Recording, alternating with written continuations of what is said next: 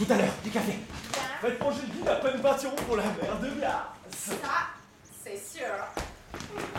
Eh bien, mon cher Armand, Eh bien, mon cher Daniel, les opérations sont engagées, nous avons commencé l'attaque. notre premier soin était de nous introduire dans le même wagon que la famille Pénichon.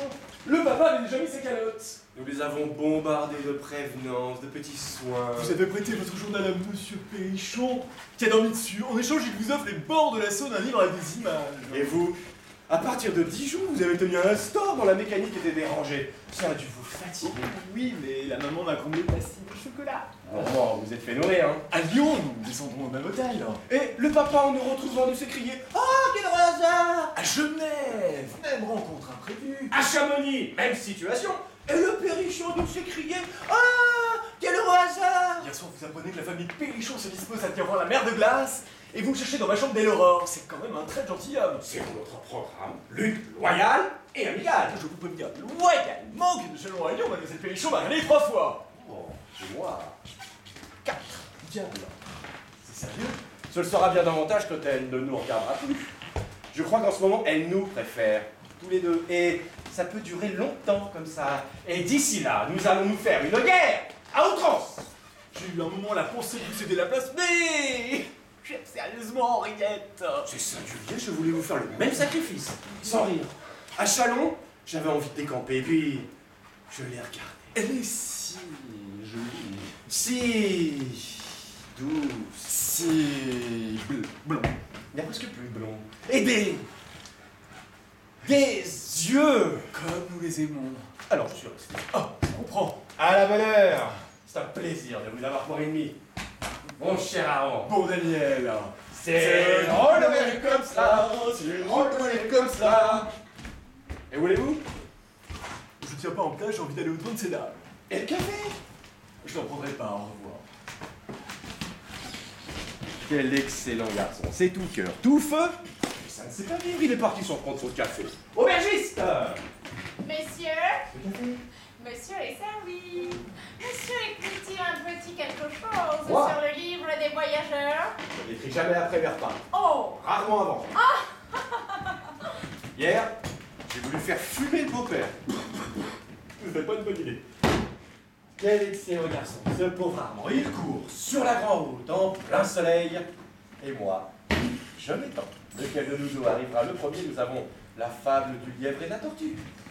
Voyons les pensées délicates et ingénieuses des visiteurs.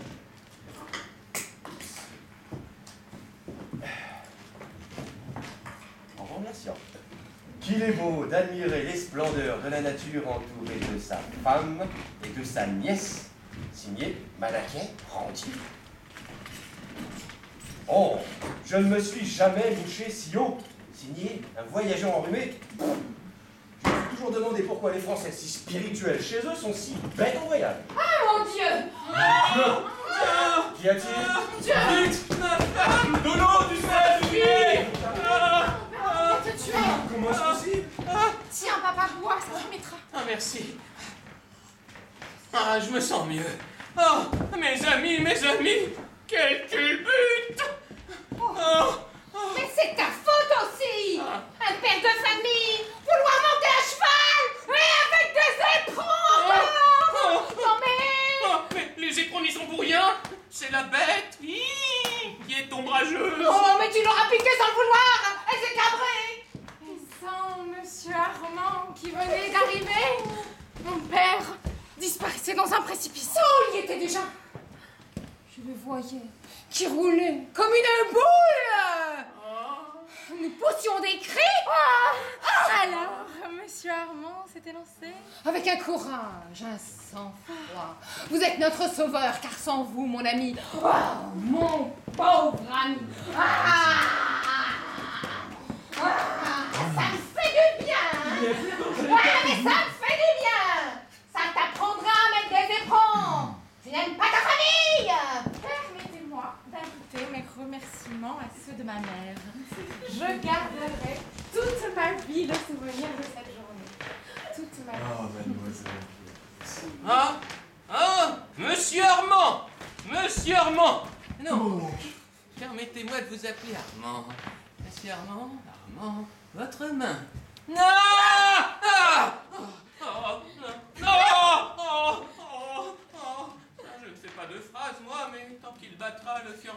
Perrichon, je vous dis que cela.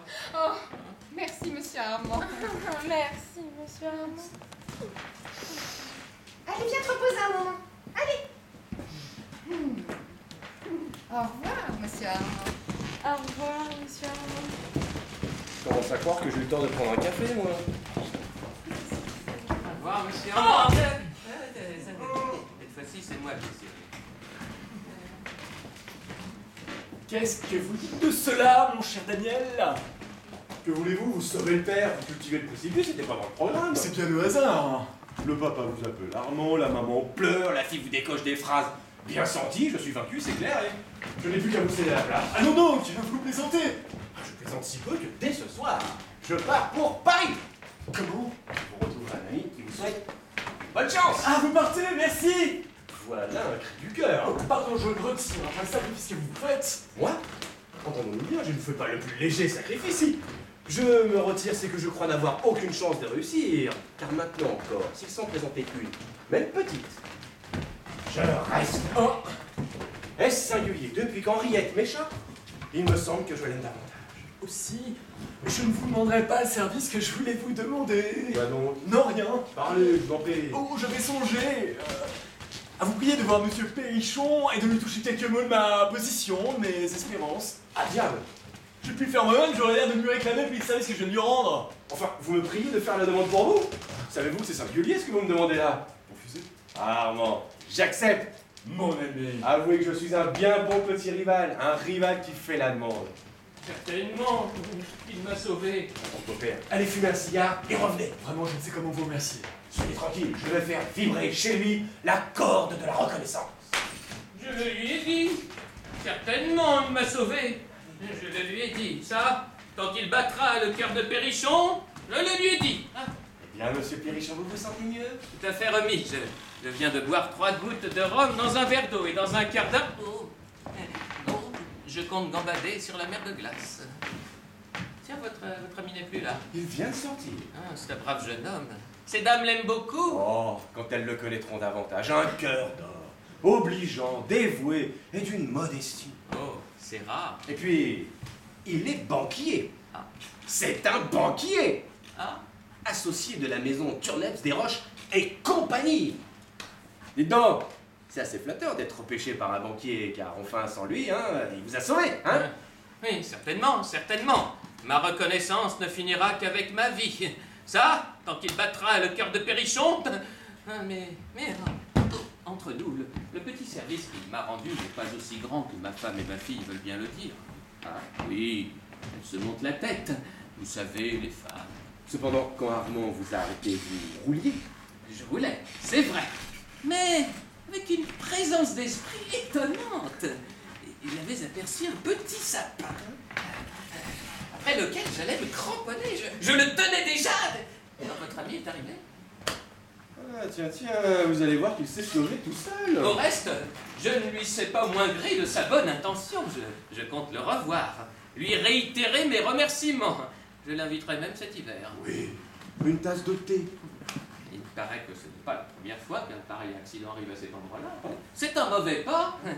L'aubergiste vient de me raconter que l'an dernier, un prince, un russe, très bon cavalier, car ma femme a beau dire que ça ne tient pas à mes éperons, avait roulé dans le même trou. En vérité. Eh bien, son guide l'a retiré. Vous voyez qu'on s'en retire parfaitement. Le prince lui a donné 100 francs. Très bien payé. Je le crois bien d'ailleurs, je ne vous pas plus. Pas un sou de plus. Oh, mais je ne pars plus, moi. Et ce guide qui n'arrive pas. Est-ce que ces dames sont prêtes? Non, non, elles ne viennent pas, vous comprenez. Mais je compte sur vous. Et sur Armand. S'il veut être des nôtres, je ne refuserai certainement pas la compagnie de Monsieur Desroches. Monsieur Desroches, encore un peu, il va le prendre en grippe. Monsieur, Ah, et ce guide? il est à la porte. Voici vos chaussons. Ah, oui, il paraît qu'on glisse dans des crevasses là-bas. Ah oui, Et comme je ne veux d'obligation à personne... bien. Monsieur écrit-il quelque chose sur le livre des voyageurs? Certainement, certainement. Ah, mais je ne voudrais pas écrire quelque chose d'ordinaire. Oh non, non, non. Il faudrait là une pensée, une jolie pensée. Voyons ce qu'ils ont écrit. Je ne me suis jamais mouché si haut. Oh, oh, un voyageur enrhumé. Oh, oh, oh, oh, joli, joli. Ça, j'aurais voulu l'avoir écrit.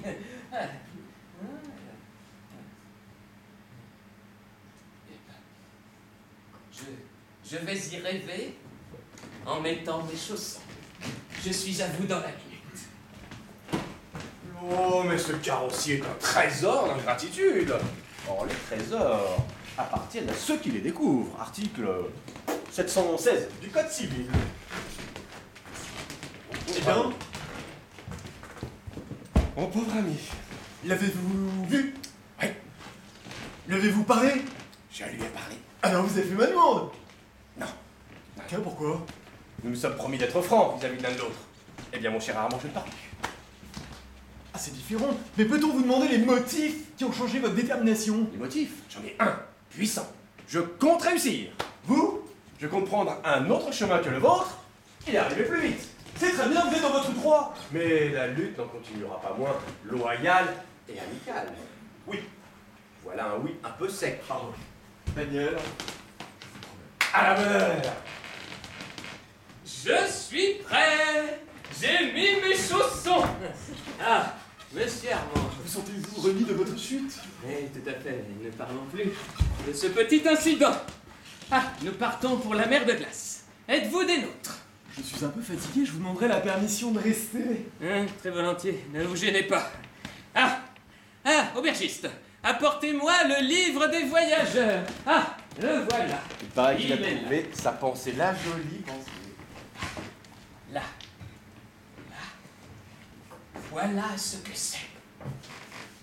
Que l'homme est petit quand on le contemple du haut de la mer de glace. Sapristi, c'est fort, courtisan. Ce n'est pas l'idée de tout le monde. Ni mère, Oh. il a écrit mère, M-E-R-E. Prenez garde, c'est frais. Allons, en route pour la mer de glace.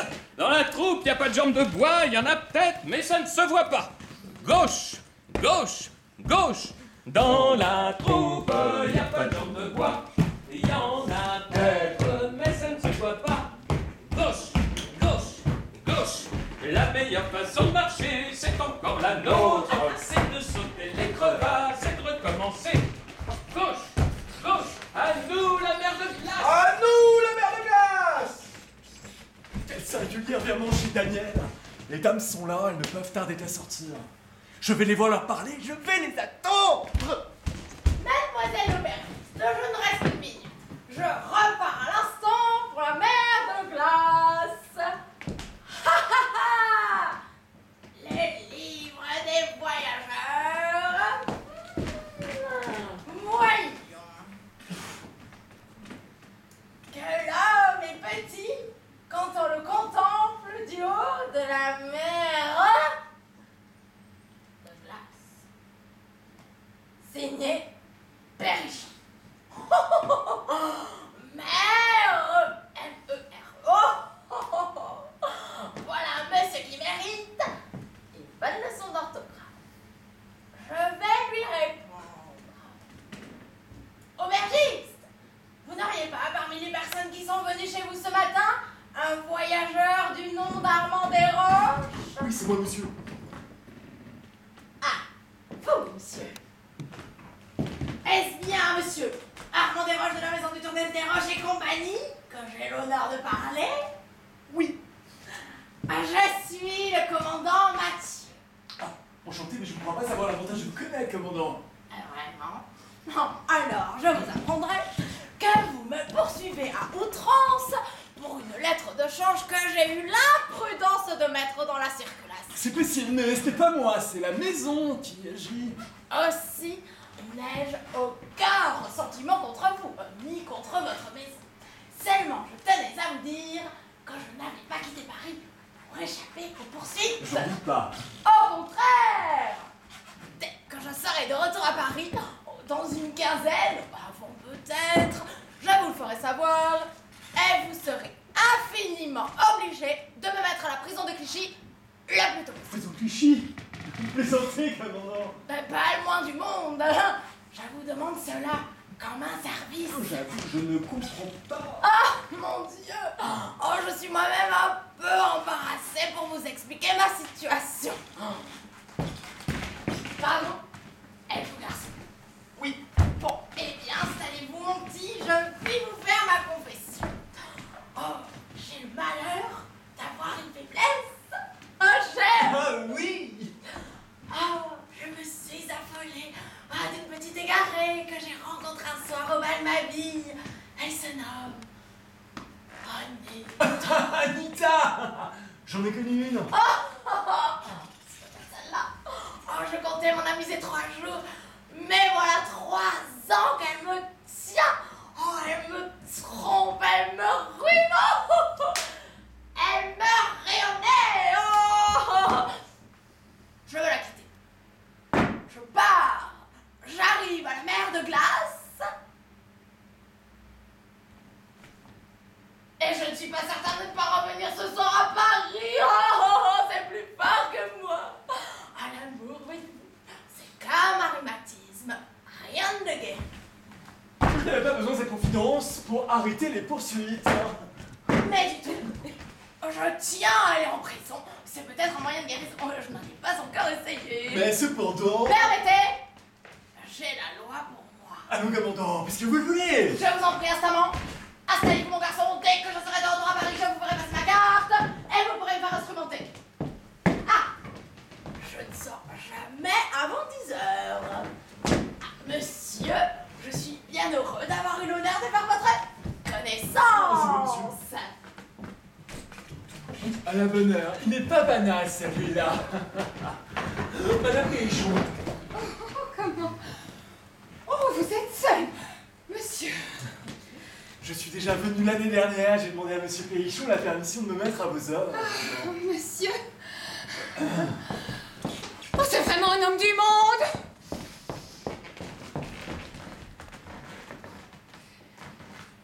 Vous aimez beaucoup la Suisse. Il faut bien aller quelque part. Oh, moi, je n'habiterai jamais ce pays. Il y a trop de montagnes et de précipices.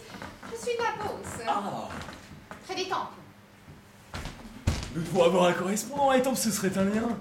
Je ne sais pas. Je suis pas gay à Étampes. Mais pas un glaive. C'est mon cousin. Vous le connaissez. Oh, charmant. C'est un bien grand malheur qui est son infirmité. Certainement, c'est un bien grand malheur. Qu'est-ce qu'il a? Mais sort à 47 ans. Tiens, il est sourd, notre correspondant. C'est donc pour ça qu'il ne répond jamais à Noël. Très singulier, c'est un ami de Pinglet qui sauve mon mari. Oh, il y a de bien grands hasards dans le monde. Souvent aussi, on attribue au hasard des péripéties dont il est parfaitement innocent. Oui, souvent aussi on attribue les... Qu'est-ce que ça veut dire? Notre rencontre, en chemin de fer, puis à Lyon, à Genève, à Chamonix, ici même. Vous mettez tout ça sur le compte du hasard? Oh, regarde, on se trompe. Surtout quand on se cherche. Comment? Oui, madame. Il ne m'est pas permis de jouer plus longtemps la comédie du hasard. Je vous dis la vérité pour vous, pour mademoiselle votre fille. Ma fille. Me pardonnerez-vous, le jour où je l'ai vue, j'étais touché, charmé. J'ai appris une partie pointus et je suis parti. Mais vous nous suivez? Pas à pas, que voulez-vous? Oh, monsieur. Serez-vous, jeune, avec tout le respect, toute la discrétion qu'on doit à une jeune fille, dont on serait heureux de faire sa femme? Une demande en mariage. Perrichon qui n'est pas là, mais oui, mais certainement. Je suis charmée, enfin flattée par ces bonnes manières. Votre éducation, Pinglet. Le service que vous avez rendu à monsieur Perrichon est sorti pour la mer de glace. Mais aussitôt qu'il rentrera. Ah, tu causais avec monsieur Armand? Oui, nous causions, nous parlions de Pinglet. Monsieur connaît Pinglet, n'est-ce pas? Certainement, je connais pas. Quel bonheur. Oh, mais comme tu es coiffé, ton crâne, et ta jupe. Mais enfin, mais tiens-toi donc droit. Mais qu'est-ce qu'il y a? Vite! Mon Dieu! De l'eau! Mon Dieu! Du sel! Du vinaigre. Qu'y a-t-il? Un événement affreux! Faites-le voir! Frottez-lui les tempes! Frottez-lui les tempes! Merci. Qu'est-il arrivé? Moi, je me sens bien. Sans le courage Non! de monsieur Perrichon, pas vous. Ne parlez pas! C'est horrible! Nous étions sur la mer de glace. Le Mont Blanc nous regardait, tranquille et majestueux. Oh, le réciter Ramanique, dépêche-toi donc, père. Un instant, que diable! Depuis 5 minutes, nous marchions tout pensifs sur un sentier abrupt qui serpentait entre 2 crevasses de glace. Je marchais le premier. Quelle imprudence! Tout à coup, j'entends derrière moi comme un éboulement. Je me retourne. Monsieur venait de disparaître dans un de ces abîmes sans fond dont la seule vue fait frissonner. Mon ami! Oh, une seconde! Alors, moi, père de famille, n'écoutant que mon courage, je m'élance! Au ciel! Non, pas au ciel, sur le bord du précipice. Je lui tends mon bâton ferré. Il s'y cramponne. Je tire. Il tire. Nous tirons. Et après une lutte insensée, je l'arrache au néant et le ramène à la face du soleil, notre père à tous. Bravo, mon ami, bravo! Papa! Ah oui, mes amis, mes enfants, c'est une belle page. Comment vous trouvez-vous? Très bien, ne vous inquiétez pas. Monsieur Perrichon, vous venez de rendre un fils à sa mère, un frère à sa sœur. Et un homme à la société? Les paroles sont impuissantes pour reconnaître un tel service. C'est vrai. Il n'y a que le cœur. Entendez-vous le cœur? Oh, monsieur Daniel! Non, laissez-moi vous appeler Daniel. Comment donc? Chacun son tour. Je commence à croire que j'ai tort de Daniel, votre père, je vous dois les plus douces émotions de ma vie. Sans moi, vous ne seriez qu'une masse informe et repoussante, ensevelie sous les frimas. On me devait tout. Je ne l'oublierai jamais. Ni moi. Ah, jeune homme, vous ne savez pas le plaisir qu'on éprouve à sauver son semblable. Monsieur Armand, c'est bien, puisque tant. Ah oui, c'est juste. Portez-moi le livre des voyageurs. Pourquoi faire? Eh bien, avant de quitter ces lieux, je voudrais marquer par une note le souvenir de cet événement mémorable. Ah, le voilà, il est là. Alors, tiens, qui est-ce qui a écrit ça? Quoi donc? Quoi donc? Quoi donc? Quoi donc? Je ferai observer à Monsieur Perrichon que la mère de glace n'ayant pas d'enfant, le E qu'il lui attribue devient un dévergondage grammatical. Signé le commandant. Mais oui, papa! Mais ne prends pas de E à la fin! Je le savais. Il y a longtemps que je le savais. Mais je vais lui répondre à ce monsieur. Le commandant est un paltoquet. Signé Perrichon. La voiture est là! Ah, dépêchons-nous. Messieurs, si vous voulez accepter une place... Mon ami, aide-moi à mettre mon chat, j'ai froid. Oui, toi aussi, tu es une mère de glace. Oh, on vient de nous demander notre fille en mariage. Tiens, moi aussi. Il s'agit de Monsieur Armand. Moi, c'est Daniel. Mon ami Daniel. Mais enfin, il me semble que l'autre... Nous reparlerons de cela plus tard. Oh, Ah, Il renverse! ah, diable. Ah bon, allons, en route, mauvaise troupe. Dans la troupe, y a pas de jambes de bois. Y en a pas, mais ça ne se voit pas. Gauche. La meilleure façon de marcher, c'est encore la nôtre. C'est de sauter les crevasses et de recommencer. Gauche. Ah, Daniel. Je savais bien que je reprendrais la corde.